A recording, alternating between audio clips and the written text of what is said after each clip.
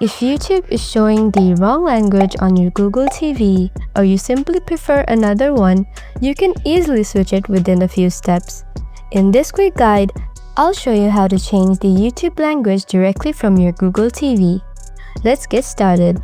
First, open the YouTube app on your Google TV. Log into your profile if you have multiple accounts.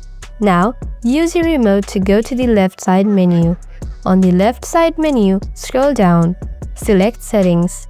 Now, scroll and go to Language. Open the language option by selecting it with your remote. From the list, choose your preferred language. Then, select Confirm Change. Now, YouTube will reload. As you can see, your YouTube language has been changed. If you ever want to change it back, just follow the same method and change it. And that's it.